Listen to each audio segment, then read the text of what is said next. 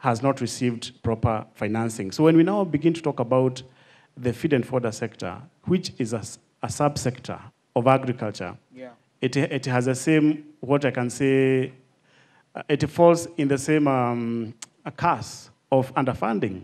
Until recently, we began to see that banks are beginning to wear a cap of impact-oriented lending. Why are we progressing as a financial institution and we are not speaking to agriculture, which is what is driving our country, the country where we are doing business? If you look at that question, it's not a question of selecting agriculture as a more competitive sector for lending. It is beginning to ask yourselves, how come we are irrelevant to agriculture in terms of how much we are dedicating to agriculture in general, and yet we are very present in manufacturing and other sectors. And all of them are being fed by primary production. So we have come a long way, and I'm happy to see that we begin to see financial institutions now putting an eye and saying, look, we can put a portfolio and dedicate it to feed and fodder or to livestock. Financial institutions having products that are labeled cow product or beef product. Those are very good steps. However, I would like us to note that we have not reached there. Because they are working very carefully into that sector. And some of them, what I have seen even in other countries like Nigeria, is that they walk into a sector, but they also look for external financiers who are going to put a portfolio in their bank to kind of support them to enter that sector, lend cheaper, and give flexible financing so that they don't burn their fingers in the name of trying to become relevant in agriculture. But they don't walk in with their own money. Because if they're picking money from the market at a certain rate, and then they come and lend to agriculture, and then they burn their fingers, they're going to affect the depositors' money, which is lying in their banks. So I think we are really at the heart of that. But I'm very happy to see response in the first place, where you see banks being present in discussions like this. And I'm hopeful that being a progressive country, as far as the growth of the financing sector is concerned, there is a possibility that in the next decade, we begin to see parity between how much finances are being dedicated in terms of lending, credit, capital, investments, and so on, to agriculture. And of course, that now begin to affect feed and fodder, which we're talking about today, beef, dairy, and other enterprises, the same way we see lending into manufacturing sector. So we are on a good speed, I think, and I'm happy to see this kind of response. And to end my remark on this, Brian, is to say that there's a very close correlation between what is financed and what grows. What is neglected by the financing sector tends to slow down. So there's that chicken-egg relationship that if it grows, finance want to give money to it. Also, if they give money to it, it grows. So as long as we continue connecting these two, where financing is present in the sectors we are discussing today, then most likely in the next decade, we are going to begin to see growth. And the opposite is true. If we continue having these two not talking, that every time we have an expo like this, we don't see exhibitions or booths that are run by the financing sector telling the sector, look, come here, we have a product for you. If we begin to see that demarcation, then of course we have a problem with the growth of the sector. I'll bring you back on the financial modeling for the feed and fodder sector and the larger livestock ecosystem. But let me bring in Dr. John on this one. He's describing risk. And the biggest challenge, or rather the biggest, how do I put it? The biggest tip off for any financier is to look at whether or not that risk is either minimal or it can be mitigated. Now, there are interesting factors into risk right now. One of those key factors is climate change, which is by the day becoming a concern for most financiers. The adaptation, the mitigation. I'll give an example. One of the panelists earlier on the panel in the morning said that right now, it is dry, for example, right now it could be dry in the northern area of Kenya, who are known traditionally to be livestock practitioners, pastoralists, and they rear the cattle and all that. It's dry right now. When it rains, it floods. Yeah. So those are two risks, natural calamities and a climate change problem. And so if a banker, for example, or a financial institution is looking at an opportunity to finance, they are looking at those key elements of de-risking these possibilities. And there are so many others. There could be risk, there could be market access, either challenges to go to market. How do we help the farmer to de-risk all these facets so that they are able to be bankable and they are able to access financing to make a business case for them? Thanks, Brian. I think let's first of all get to the basic. Okay. Kenya, 70% of Kenya's land mass is semi-arid and arid, Sure. and which is a perfect for ranching. Yeah. So we are a beef country. We are a ruminant country. We have the third largest herd. So we stand from a point of advantage. Yeah. We have the resource that occurs naturally. In the morning, we were also told that grass is the biggest fodder crop for Africa and for this region. Yeah. So grass for beef naturally supports. The question in the room is how do we take advantage? Because with climate change, we are seeing more drier and drier seasons and more wetter and wetter seasons with flooding.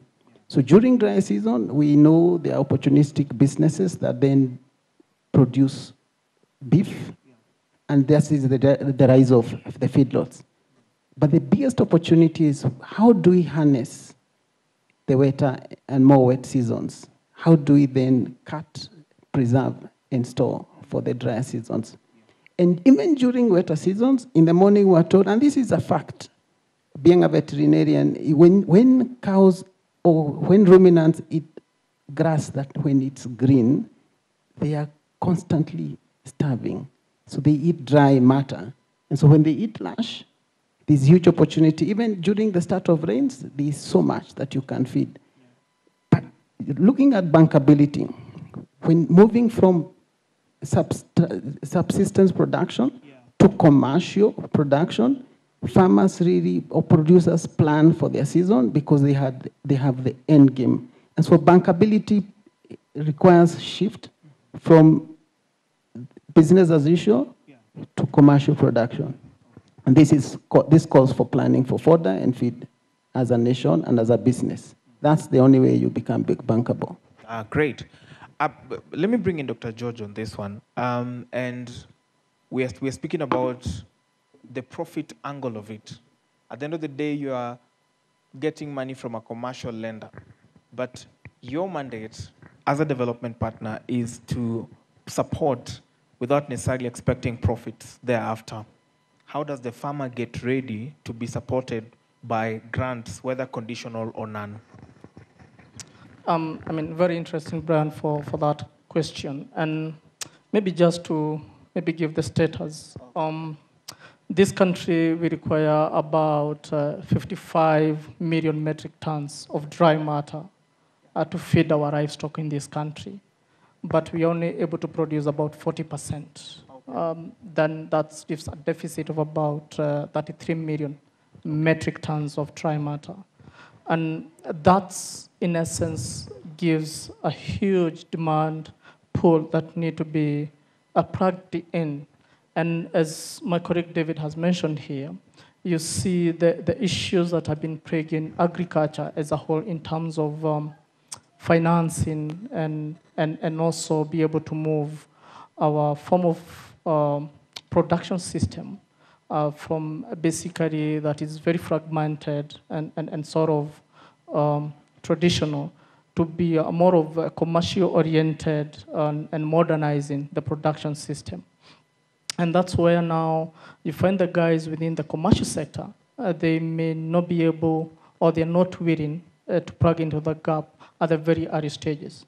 So then what happens? So we need to have this partner or this player who is probably willing to plug in into that space so that they can be able, one, either offer some kind of financing in terms of to prove the concept that be it agriculture or even going deeper, even the subsector like feeds and fodder production, that there is a business case to it. And that's where now the donor community comes in to be able to offer some resources to prove that concept, that there is a business case here.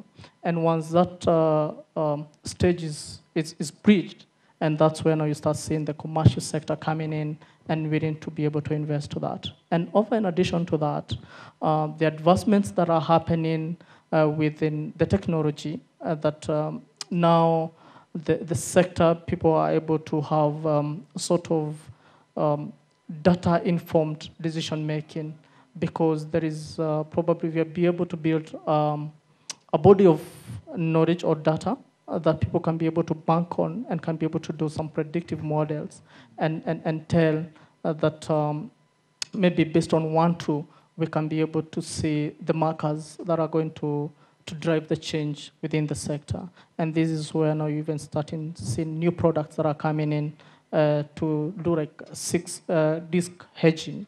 You can see some very innovative products like index-based livestock insurances that are willing to come in and hedge that bit of the production. Mm-hmm. Yeah. Great. Let me bring in Dr. Cheriot, Dr. Cyril Cheriot from the Kenya Meat Commission. As an off-taker, are there concerns that you raise with the farmers when you are sourcing for this meat downstream? What are some of these feed and fodder related concerns that you raise with the farmers as you take off the meat? Yeah. Thanks very much, Brian. We off-take animals from all over this country. Yeah. And from farms that we don't have a lot of history about their management.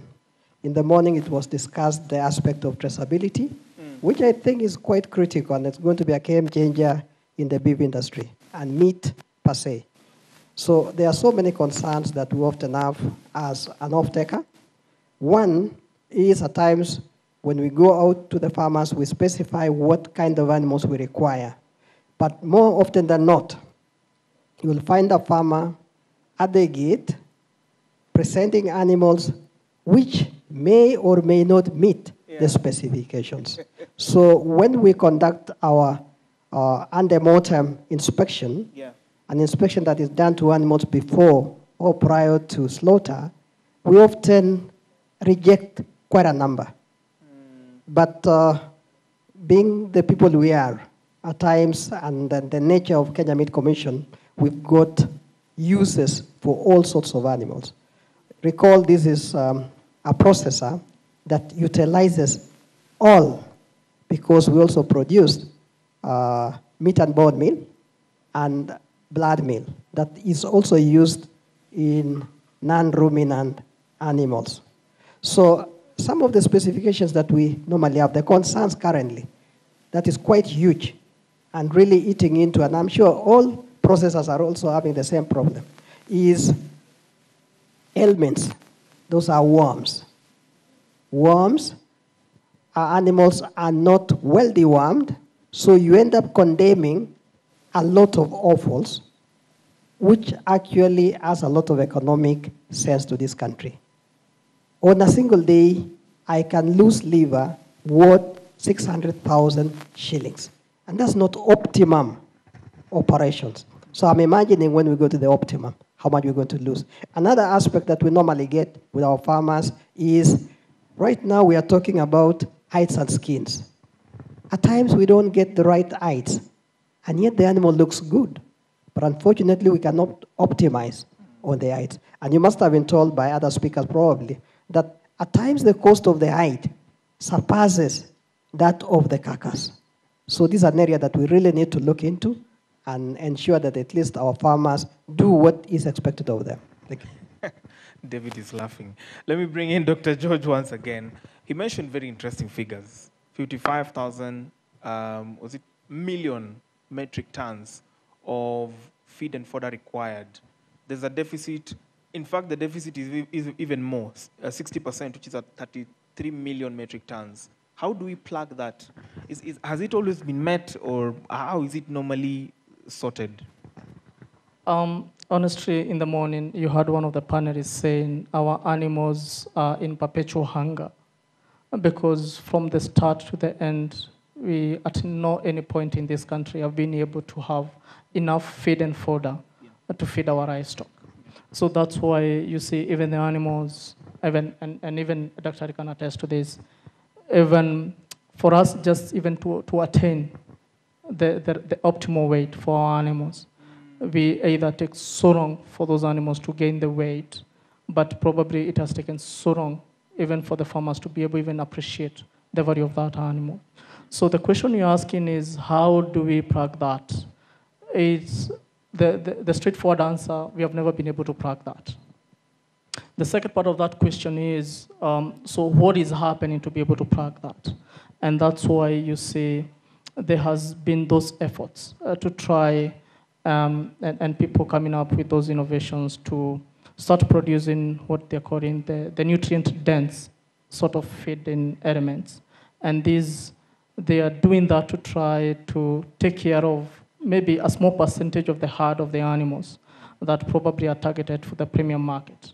So, and that proportion is very small. So what remains, the rest of the animals, they've forever been emaciated. They're not able to meet the market value or not able to produce enough to be able to capitalize on the potential of those animals. And that's a big risk that we have as a sector.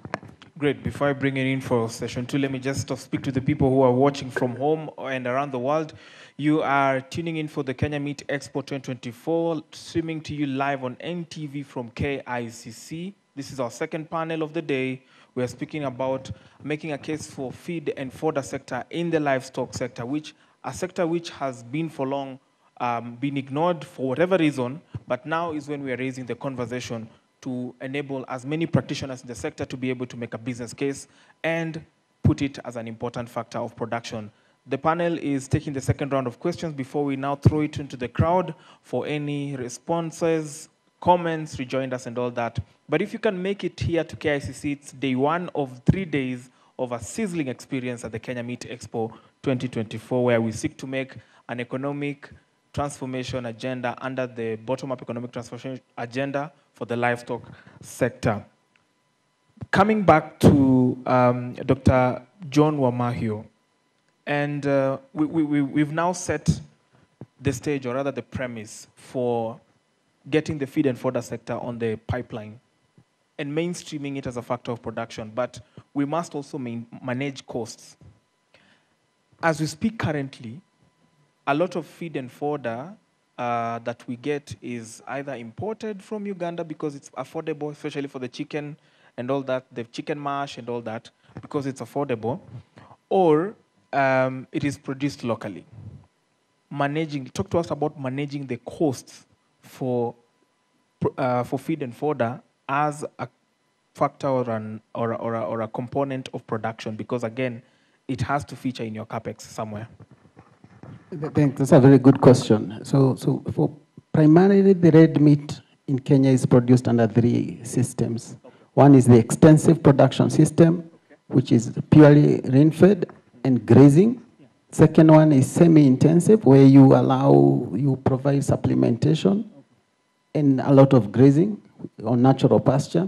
And the third one is intensive. And intensive really is what the urban and peri-urban really understands, where you do zero grazing and you provide everything, all total mixed ration to the animal. And this is where the problem starts. For poultry, pork production, which is quite intensive, Kenya, we depend on rain-fed fodder production. And that comes with seasonality. And we have our neighboring countries who have more than average rainfall pattern per year. So even their rain-fed production really supports the region, hence the cost.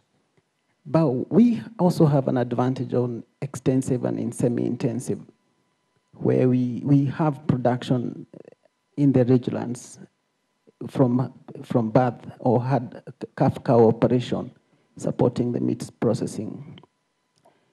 However, this is not enough. And so where it matters is during drought.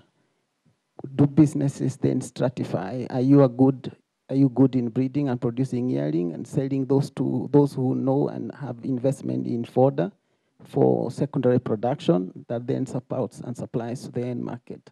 And the ball game changes with very intensive production system, where if you want to use rain to replace irrigation, then bankability question and business model question, depending on the season. But you cannot replace rain with irrigation. You cannot replace irrigation with rain. So rain supplements irrigation for intensive. And that is where then we need more investment for further production, if need be. Great. Dave, so once again, coming back to the financial sector, what are the best financial modeling, or let me put my question this way. You've already consulted with these guys for quite some time. You have done your research. How then should financial institutions put down financial models to meet the feed and fodder sector? And what would be the key components? Yeah, I think here and I think that's why we have been very soft on the financing sector without having to slap them too hard, because they have departments for risk assessment. And what they say is that the money they are holding is depositors' money. Yeah. It's not their money. Yeah. So they have to be very strict on their appraisals. But they have an option of fractional banking, interestingly. And of course, and they're also very profitable. Yeah. By the way, because they are not seated here, we can say a lot of things about them, isn't it? When they are seated here, sometimes we just allow them to tell us how the situation is. Yeah. It's a very organized sector, very organized sector. And in Kenya, it's end to end. Yeah. It's really a very refined product. But we are talking about a sector that is unstructured, totally unstructured.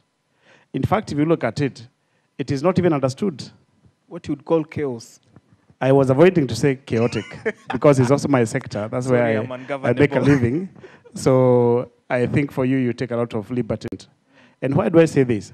We are talking about a sector that is also unarticulated. You heard it this morning when PS Jonathan Mweke talked about the presidential launch of the Land Commercialization Initiative, yeah. And which is true. He said what is happening. But I have seen 2 releases of advertisements. I don't know whether the rest of us have been following the Land Commercialization Initiative.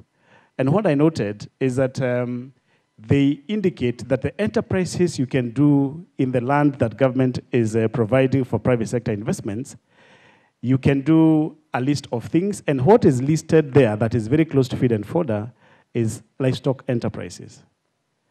So I remember 4 years ago, we were involved in these discussions, and feed and fodder actors were part of those who drove the discussions to the cabinet on how the land that is being commercialized can be used for feed and fodder. When I say it is not well understood and not well articulated, when it gets to the operational level, feed and fodder is now labeled livestock enterprises.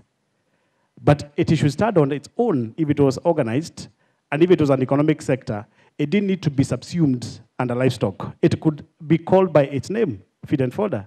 And therefore, if you now go to apply for you to do investments or such government land, and you find that secretary in government who says, what do you want to do there? And you say, feed and fodder, they're not going to ask you, on the list, I have livestock enterprises. Yeah. Is it livestock? No, it is fodder. Then you're not qualified. So the fact that was not well articulated in the Land Commercialization Initiative, we are now trying to fight very hard to discuss with government. Please, when you mean feed and fodder, please put it as feed and fodder. Autonomy.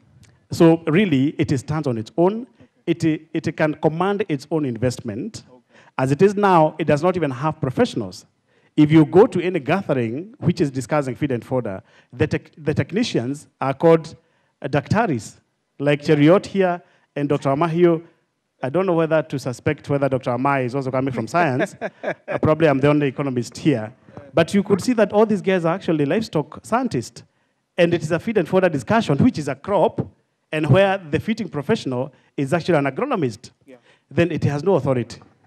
It doesn't have an authority. Dr. Sarah in the morning said that we have a disaster management authority, but we don't have a feed and fodder authority. Yeah. So we are more like a disaster forecast, and therefore it lacks that kind of a recognition. In an economic sector, it would not be struggling to be recognized to get products in the bank. And you asked me a question about how should financial products for this kind of a sector look like.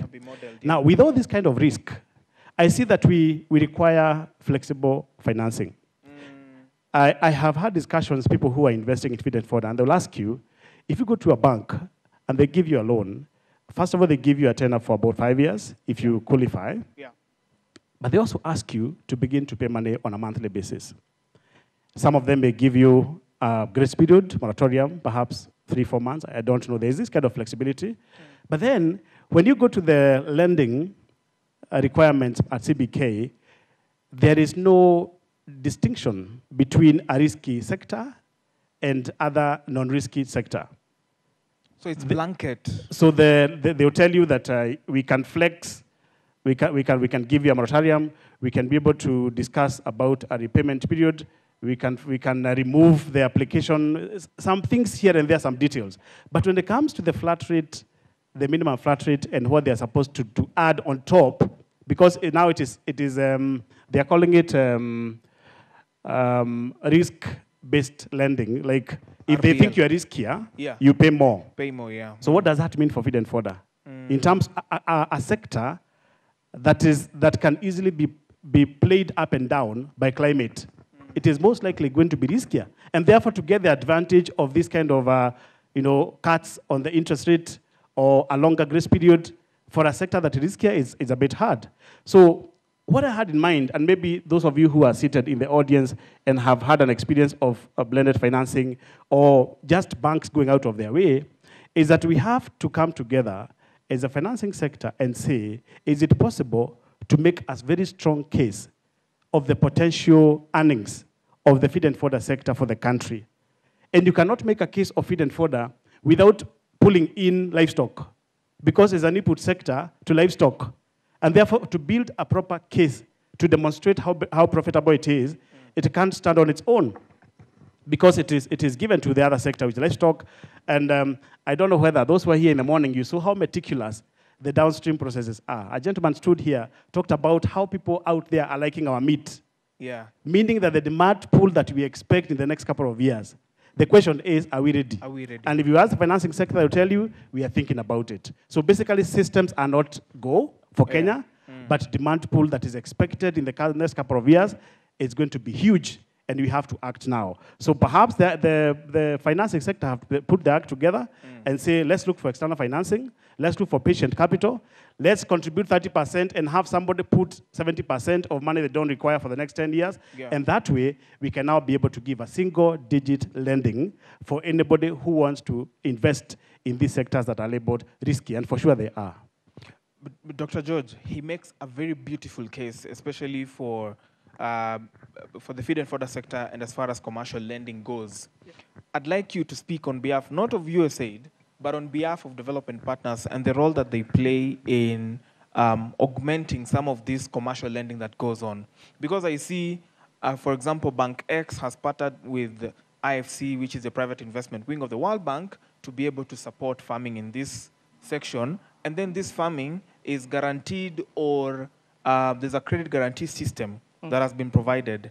Please speak to us about the role of development partners in also shaping some of these financial models that are advanced towards farmers, livestock sector, and the feed and fodder subsector as a whole. Because commercial banks, while they're still evolving and getting into that momentum of funding the feed and fodder sector, USAID and the other development partners already smelt the coffee and are running with it. But your core mandate is not necessarily commercial. You are more of impact. Yep. So what would be your role, and speaking from an industry perspective once again, or in augmenting the efforts that are being made, though little, by the commercial sector? Thanks. And this, I think, the role of the development partners and also the guys who are implementing programs are probably not for-profit driven. And it's more of impact. And this stems from the fact that, and especially most of the practitioners or most of the guys within that sector, and these are the small-scale farmers we are talking about, they're the guys within the pyramid, the guy we call the bottom of the pyramid. Sure. And that's why it's very wide. And because of the nature of their businesses, they probably, the financial sector, they see them as not bankable enough. Yeah. And now this is where the guys who are coming in within the development sector, not for profit driven, they look at the case-by-case basis. And most of those things, they are being scripted by the fact that there's already a proven case for those guys who have adopted the commercial model of the farming. They're able to make economic or financial sense. And now the developmental sector comes in. One, I said something to like proving the concept that if you are able to support these guys who are within the primary production to be able to increase on their production, they can be able to upscale in their terms of their output. And once they upscale in terms of their output, they're able to net a bit more in terms of the overall income for the households. And now that it's where now the developmental sector, they are willing to sort of, quote unquote, risk part of the resources that they have, either through a grant mechanism, whereby they are willing to do either grant funding to some of the investors who are willing to go into such sectors. That is one. Then two, also, they are willing also to come in and do some form of a grant fund mechanism, whereby they are willing to bear some risks in terms of the guys who are either even going even venturing into the commercial arm of the rendering. And those are the scenarios that are coming in. But the ultimate driver for that is, and it's based on the fact that if we can be able to support the primary production to become more productive, to maybe do X times what it could have produced, these guys are able to gain more in terms of the net income for the households. And those incomes now they can start to plow back into the production. And now from there, and you see even the banking institution, the commercial institutions, forming some sort of, maybe the CSR, you can sort of call it, they're coming up with foundation whereby they are starting to nurture some sort of not-for-profit driven, but the end game is if they can be able to nurture that through that platform for the foundation-based, now they can be able to graduate those people in towards the commercial arm. Thank you. Great. Dr. Cheriot, one last time, and then we now take questions and rejoin us from the audience. Dr. Cheriot, when you offtake, and now you have the livestock at KMC, the Kenya Meat Commission, you've taken the carcass, and now there is the other byproducts. I'd call them byproducts. You can title this question, Stretching the Coin, Going the Long Haul. So how are they also managed so that the farmer, or KMC in this case as the off-taker, gets the most out of, let's say, one animal? Because there's so much that would come from, let's say, a bull. When you slaughter it, there are other parts of it, the kidneys, the liver, then there is the head, offals, and all that. How do you treat, what is the treatment so that the farmer or KMC, in this case, get the maximum economic value out of one animal? In short, are there wastages, or is there a circular economy kind of an outlook? Brian, what we do as a commission, we do periodical market surveys to determine prices for our livestock. So we do them basically every 3 months to inform the prices that we're going to offer farmers. So we are as competitive as possible. But at times, of course, you might want to give a price. And unfortunately, when the quality of animals, like we often see during drought, an animal would still be, having a certain weight, a certain carcass, but the quality might not be as good. So this will definitely appear through our sales. You might find our customers saying, oh, no, the meat is not as good as what I bought last month. So we really determine. But what we have done as a commission to even out that, we are beginning with support of development agencies, we're beginning to contract suppliers who can ensure that at least we get everything. Quality throughout the year. And I'm happy to say we are open, we still contract as long as you push a business case that really can convince us to put you amongst our suppliers through contractual supplies. So Kenya Meat Commission processes everything. So out of that, we are able now to give a margin to the farmer. And I'm sure currently we are really giving a price that is friendly to the farmers. And we can always see this through the interest aroused by the suppliers. Top of mind, how much would a farmer attract from one bull? Depending, standard weight and everything. the average animals that we get is about 280 to 300 kilos. Yeah. That when you convert into carcass at good conformation of about 50%, that's close to 150 kilos. So 150 kilos times our best price now of 455 will give you about 58,000 or something like that. I don't know. I'm not so good at maths nowadays, but I think it should be. Most farmers actually get around 56. But the other day, I want to really, Brian, I really want to pronounce this because we last week, or about 10 days ago, one farmer supplied us with a bull, which was born in August 2021. So you can see it's not even 3 years. The bull weighed 1,080 kilos, live weight. And the most interesting about thing, the young bull, the conversion was way above what we often know, because it gave us a yield of 700 kilos. So this is, as a veterinarian, it puzzled me. And we're going to reward that specific farmer because honestly, by all means, because I think we paid in excess of 288,000 shillings. And that was record broken in Kenya Meat Commission since its inception. Yeah.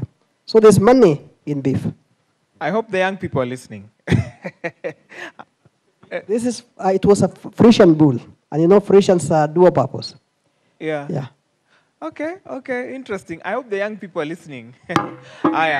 Before I start to pass the mic around, panelists, do you have any comments, any rejoinders from fellow panelists, so that as we build the conversation towards the audience, we could perhaps pick it up from there. Do you have any interventions from the submissions that were made? Yes, George. Just a quick add-on, and this is specifically for the producers, and not necessarily for the fodder producers, but the livestock keepers in general. Okay. And I think this is for the industry of takers. And I think maybe Dr. Richard has started to allude to that, whereby maybe we should start to move towards like quality-based pricing in terms of the farmers, what they are producing.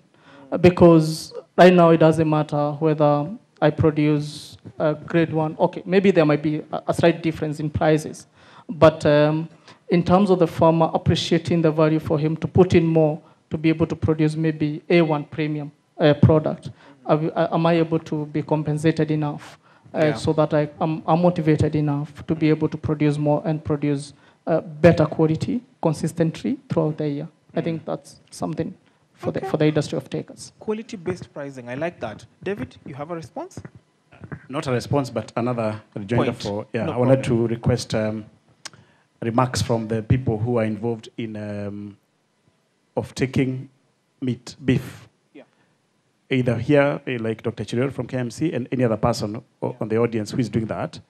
One avenue that banks have explored for them to be able to lend without much fear is contracting, where, for example, if I use KMC contracts a large-scale commercial fodder producer to supply consistently the quotas that supply KMC.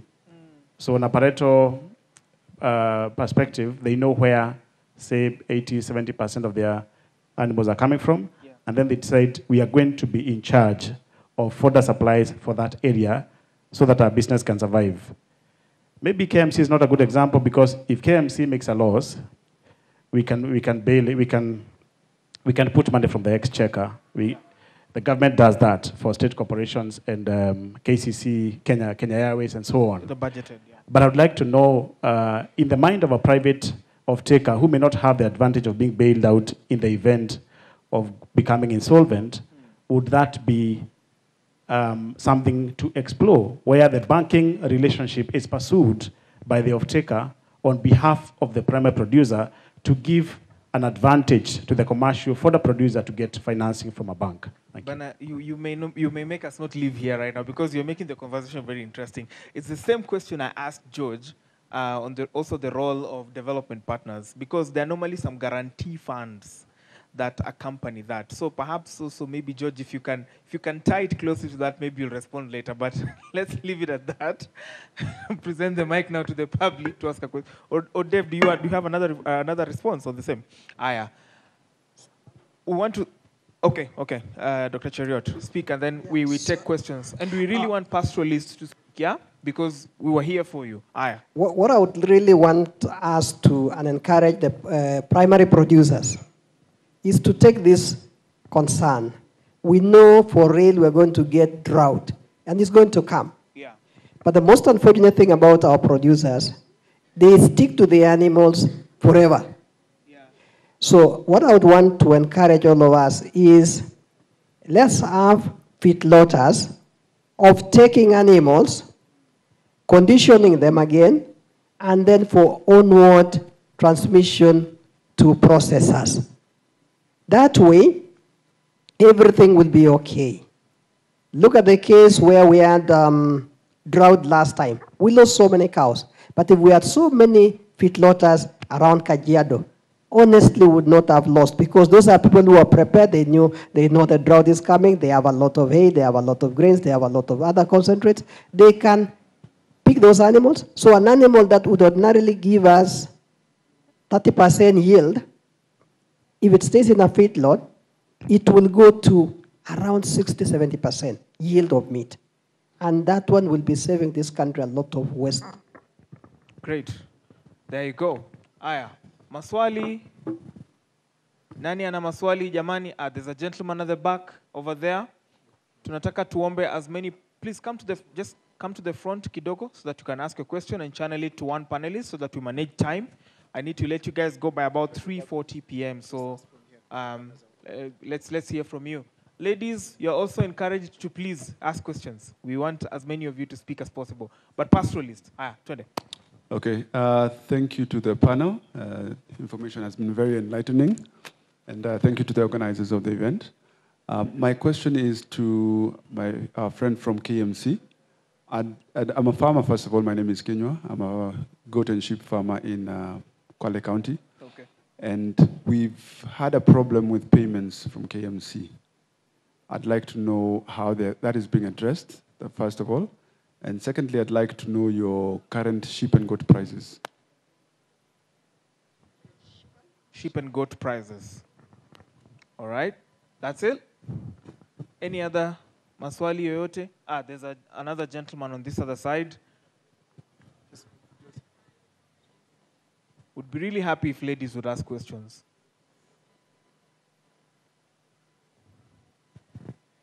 Hello. Thank you. I wanted to ask all of you. I'm here just to wear the hat of climate issues as part of my climate action plans. We know that Kenya has almost 75 to 80% of rangeland.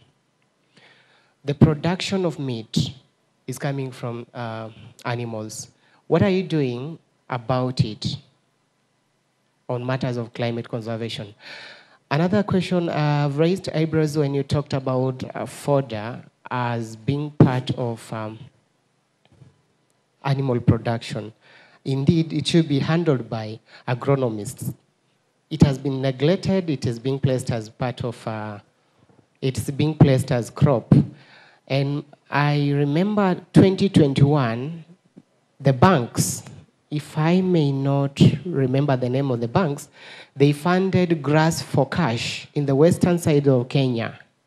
I don't know whether you have the information about that.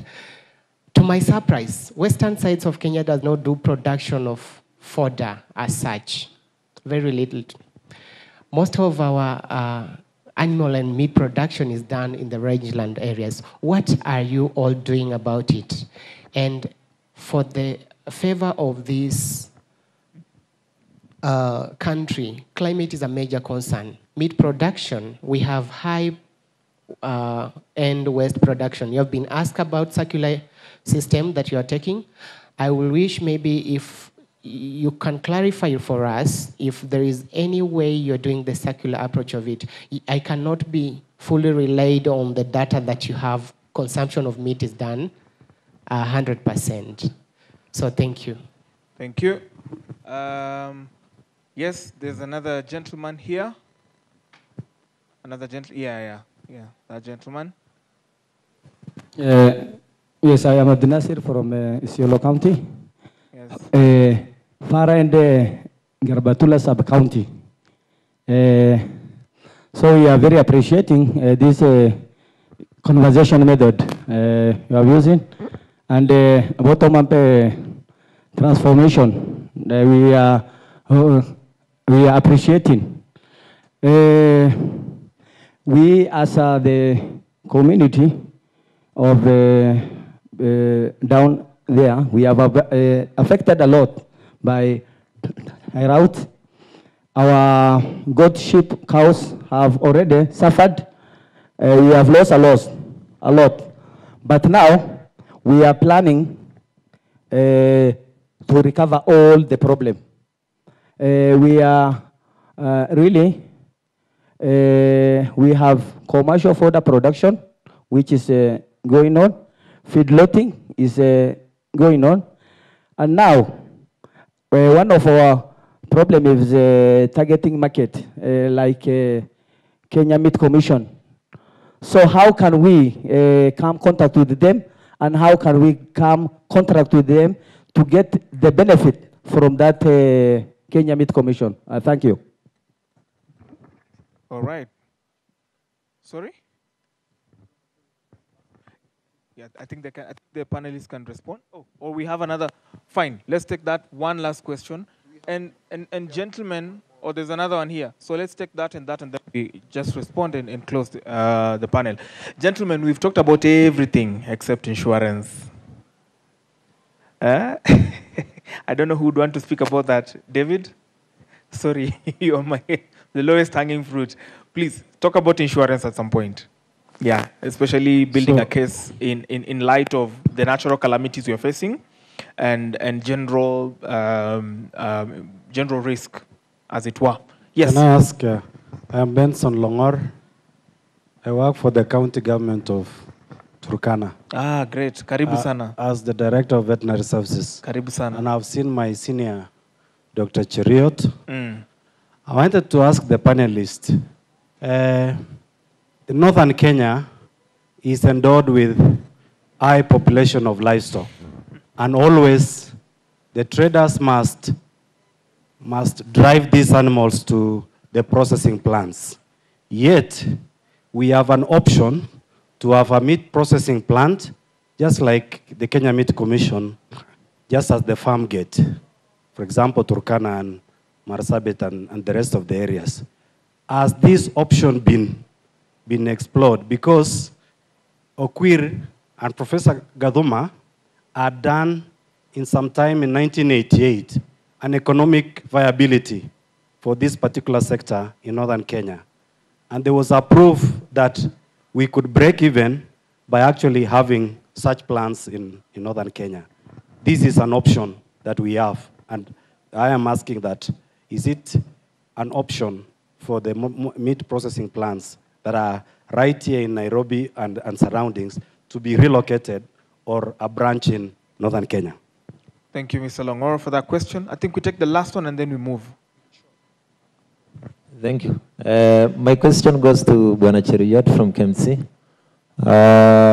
Before you start maybe producing the quality meat, we used just to bring the live weight and you measure and then you get paid.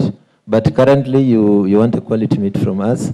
And I think that's something which is scaring most farmers, because you might bring your animal and maybe wait for a specific time to be taken into quarantine and then you wait. Is that not maybe reducing my number of kilograms? Because I might be a businessman going to the market, I measure my cages, I bring all the way from the rangeland to the meat produce, and then, you know, I'm asking about the kilograms, because maybe I'm expecting 400, finally I'm told it's 370. Great. Dead weight versus live weight. I think those are good points. Could we start responding? And then we just end the panel. Yeah. Thanks very much. Let me start by answering the question that was last. My friend from, is it Sambur? Is it Kajiado Narok? Yes. Now, what we are currently doing, we've had a paradigm shift from buying animals based on live weight because of specific reasons, which I may not cite for today. But what we are doing currently, we are doing it based on carcass weight and grading. Yeah, we did not mention earlier that we do grading. We actually do grading, so we have several grades. Currently, there are 4 grades that we are paying farmers based on. And we've organized ourselves in the manner that our animals are rested for a maximum of 12 hours. So when you bring your animals, like when we schedule you to bring today, if you come in the evening, those animals will be rested until the following day for slaughter.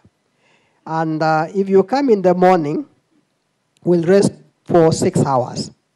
This is just for conditioning the meat and the cow to release stress and other factors that make the meat not very good. So you will not undergo any losses, absolutely.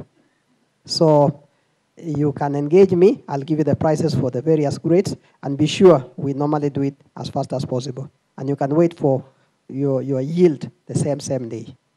Dr. Longor, actually we are aware Turkana, and I don't know whether many of us know, Turkana County is the largest in terms of population of cattle.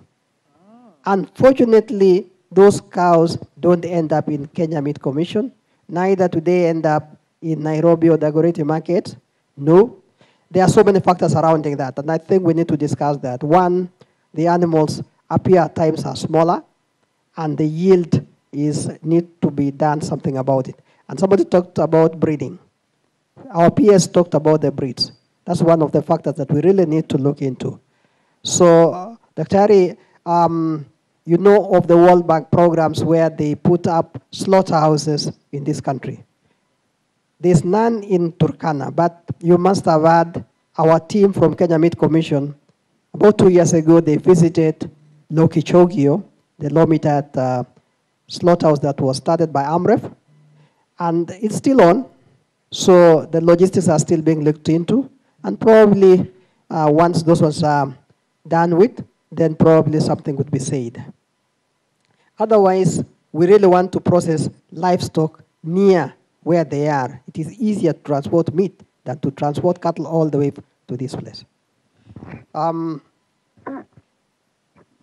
My friend from Isiolo, I didn't get your name, I will encourage you that you can take my number later so that we can discuss. We will give you contracts. And in fact, what we are trying to support currently, we want to support farmer groups. So if farmers come together, we can easily give a contract to those people, because those are the people we can link even to financiers. We can also give our extension services or link you to consultants in the livestock sector so that you get the real training on how to produce animals. And you, by the way, you're going to be the first people whom traceability can be done, because more or less you're going to be a small quarantine place. So we will discuss that one too. Bwana, I'm not sure whether this is the farm I came to in Kwale, and I did visit one of the farms in Kwale, and I was so impressed. And I want to ask to answer your question on payments. Currently, Kenya Meat Commission pays. There was a hitch some times back. Around last year, around November through to December, we had issues. But those ones have been surmounted. And as we speak today, our farmers who supplied on 4th of June have been paid. So you can see that's pretty less than 10 days. We want to give an assurance of up to 2 weeks. But more often, we want to work on, when we do serious contracting, we can say 1 month so that you can also use it to plan. But currently, because of our liquidity, we are able to pay even within a week. Secondly, again, why we are doing that as a commission, we have started doing more of cash sales. So we've got franchises who pay before picking meat. There are people who are selling in the supermarkets. They also pay before picking the meat. So that the Kenya Meat Now Commission is so liquid, I mean, it's more liquid than it was before. Initially, we used to supply government agencies, and that was a problem because depending on their AIEs, depending on the releases of exchequer to those institutions, it becomes a problem. When they don't have money and they have not taken our meat, then we get into that problem. So we are now trying to turn it around so that we have more of cash on our meat basis so that we are able to pay the farmers as frequently as possible. For sheep and goats, currently we are also doing carcass, and currently we are paying Kenya shillings 650 for oat traced carcass weight, 650 per kg of carcass. I think more or less I've answered. I did not get the question from our producer from Western, but I think maybe our colleague must have gotten something. Yeah. Okay. Any other panelists that had a question? Maybe to debunk on the contract farming and why most off-takers don't find it lucrative is because we all produce in a seasonal manner, and there's no value as a processor. We're in the heart of a processor to give you a contract, and all of us will produce when it is during the rainy season. So we, as Gatsby Africa, what we are promoting is consistency in supply of quality and numbers. That is the only way, and that then brings us to the conversation of the day, feed and fodder. How do you produce in January throughout the year and in February during drought and produce during wet season? Then the conversation on contracting makes sense. But as a processor, if you go out of the market and you can buy, and all of us have a the value of the contract, that always makes sense. Second question on climate change. What are we doing as development is that one of the ways of reducing emission from ruminants is reducing their life cycle by increasing productivity. We were told in the morning it takes about 4 to 5 years to produce a cow. Also this morning we were told by a panelist that the average carcass they are getting now is live weight is 280 to 300 plus. Basically, there's a huge opportunity again to put in another 100 kilos on the same animal over another 100 days, again getting more meat, an additional 50, 60 kilos, which is again reducing emission per kilo of meat. And so we are cognizant of the fact that rangelands will be the resource for primary production, but there's a huge opportunity for secondary production and adding value to the same unit of cattle over a short period of time, reducing emission. And that is where the business opportunity is. Great. Any other panelists with a response? Dave, I think we talked briefly about insurance as a way of also de-risking investment and bankability. I don't know whether we have anyone representing KDC, the Drive project, because they also have a huge component of insurance. I'm not an expert in that area, but I would like to, in fact, when you mentioned about me responding to the question, I would have told you that I'm on the demand side of insurance. Like the feed and fodder sector is demanding insurance. Yeah. The livestock sector would like to have insurance. Yeah. And what you observe is that where finance prevails, insurance also prevails. Right, yeah. Because they are all very careful about risk. But what insurance does is that if they think that it is still worth insuring and it's risky, then they increase the premiums. So if you find it is not viable, economically viable for you, then you don't insure. Yeah. Now, I have seen great developments in the insurance sector. Previously, there was a problem because, first of all, insurance was not speaking to a death of an animal on account of feeding challenges. It is not part of the risks that they list on their the risk that they insure. Yeah.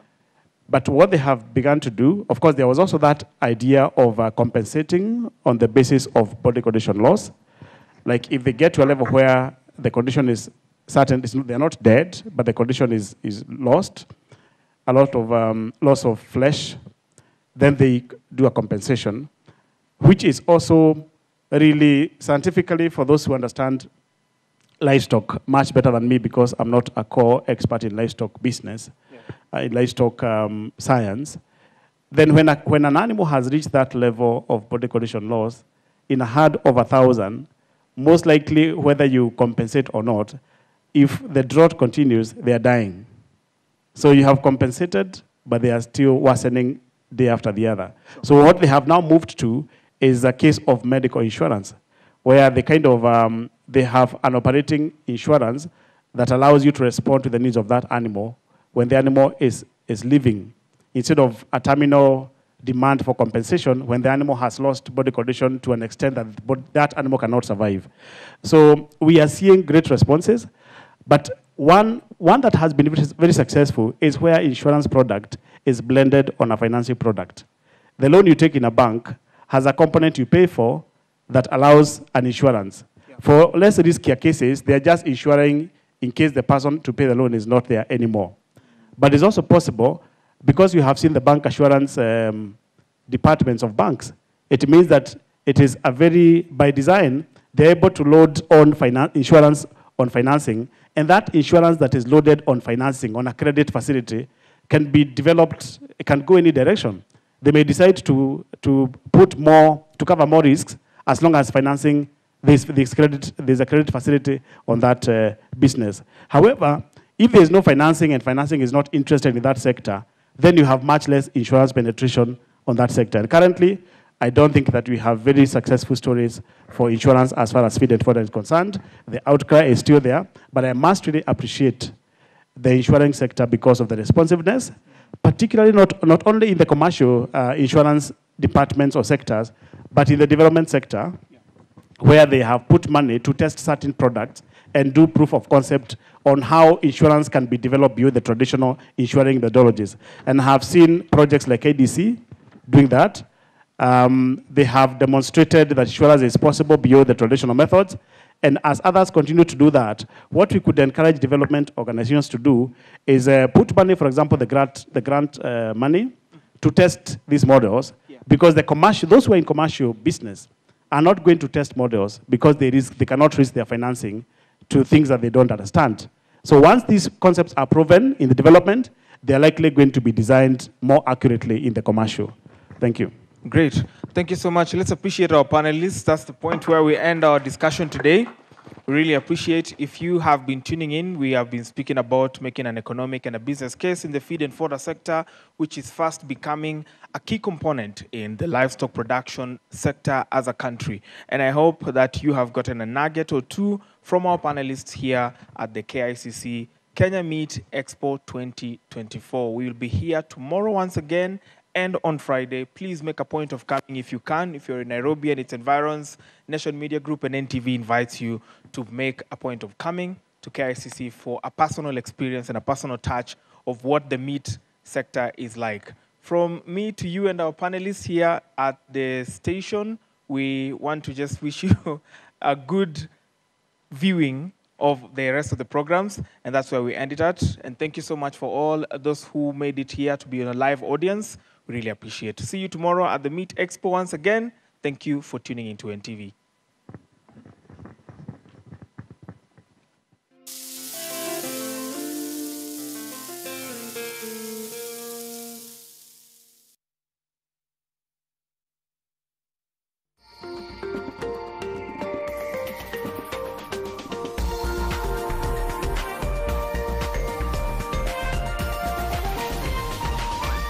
This is NTV.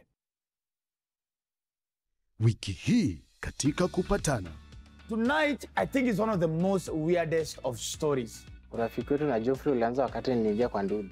And you've been working together na Brian. Yeah. Paka ikafika juzi yenye sasa mashida zilianza.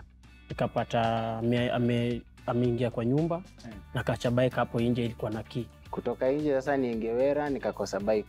Nilijua tu imeibiwa. Geoffrey feel kama ilikuwa kuzoeana. That's why nilikuwa nimeichukua cause alikuwa best yangu. The beauty soaps I know don't give germ protection.